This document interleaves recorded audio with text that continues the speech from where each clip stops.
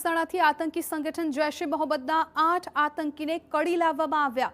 14 દિવસના રિમાન્ડ બાદ 8 આતંકીને કોર્ટમાં રજૂ કરાયા। ગુજરાત એટીએસ દ્વારા 8 આતંકીઓને કડી કોર્ટમાં રજૂ કરવામાં આવ્યા। નંદાસણમાંથી દરોડા પાડી તમામ આતંકીઓની કરાઈ હતી ધરપકડ। કડી કોર્ટમાં પણ ગોઠવાયો ચુસ્ત પોલીસ અને કમાન્ડો બંદોબસ્ત। સંવાદદાતા મનીષ મિસ્ત્રી ફોન લાઈન પર જોડાઈ ગયા છે। મનીષ, 14 દિવસના રિમાન્ડ મેળવ્યા છે અને હવે કડી લાવવામાં આવ્યા છે આતંકીઓને। જી, એટીએસ દ્વારા અત્યારે જે તમામ 8 જે શખ્સો છે તે આતંકીઓને કડી કોર્ટમાં રજૂ કરવામાં આવ્યા છે। ઉલ્લેખનીય છે કે તેમને કડી કોર્ટે અગાઉ જે રિમાન્ડ આપ્યા હતા તે રિમાન્ડની તપાસમાં અન્ય 5 શખ્સોના નામ પણ ખુલ્યા હતા અને એ 5 શંકાસ્પદ આતંકવાદીઓને ગતરોજ કડી કોર્ટમાં રજૂ કરાયા હતા।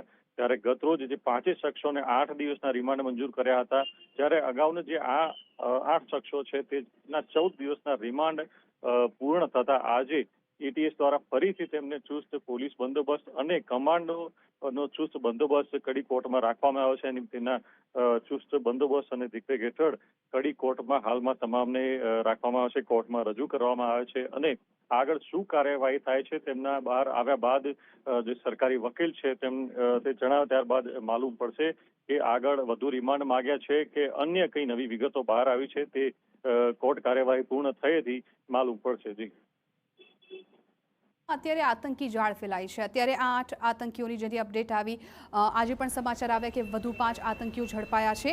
એટલે લાગી રહ્યું છે કે ક્યાંક એક વિચારધારા જૈશ એ મોહમ્મદની ગુજરાતના અન્ય લોકો સુધી પહોંચાડવાનું આખું આ રેકેટ છે અને આજે પણ તપાસમાં અનેક ખુલાસા પણ થયા છે જે 5 આતંકીઓ ઝડપાયા હતા એને લઈને પણ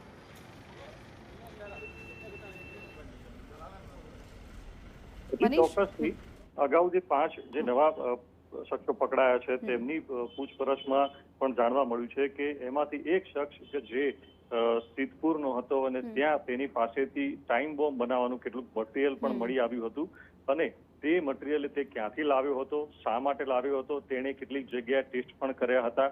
આ પ્રકારની રિમાન્ડ જે અરજી છે એમાં 13 પ્રકારના મુદ્દાઓ જે રજૂ કરવામાં આવ્યા હતા તેના આધારે રિમાન્ડ માંગવામાં આવ્યા છે અને સમગ્ર જે જેહાદી પુસ્તકો પણ છે એ ક્યાંથી લાવ્યા, કોણ તેમનો વડા છે, આ બધી જ પ્રકારની જે તપાસ માટે રિમાન્ડ માંગવામાં આવે છે। રિમાન્ડ દરમિયાન શું માહિતી વધુ નીકળે છે રિમાન્ડ બાદના 8 દિવસ બાદ માલુમ પડશે। બિલકુલ મનીષ, આભાર સમગ્ર માહિતી બદલ। 14 દિવસના રિમાન્ડ બાદ 8 આતંકીને કોર્ટમાં કરાયા છે રજૂ। એટીએસ દ્વારા પકડવામાં આવેલા 8 આતંકીઓને 14 દિવસના રિમાન્ડ બાદ ફરીથી કડી કોર્ટમાં રજૂ કરવામાં આવ્યો છે। કડી કોર્ટમાં બપોરના 3 વાગ્યાના સુમારે આ તમામ જે 8 શખ્સો છે તેમને કડી કોર્ટમાં લાવવામાં આવ્યા છે। કડી કોર્ટમાં પોલીસ સહિતનો જે કમાન્ડોનો ચુસ્ત બંદોબસ્ત રાખવામાં આવ્યો છે।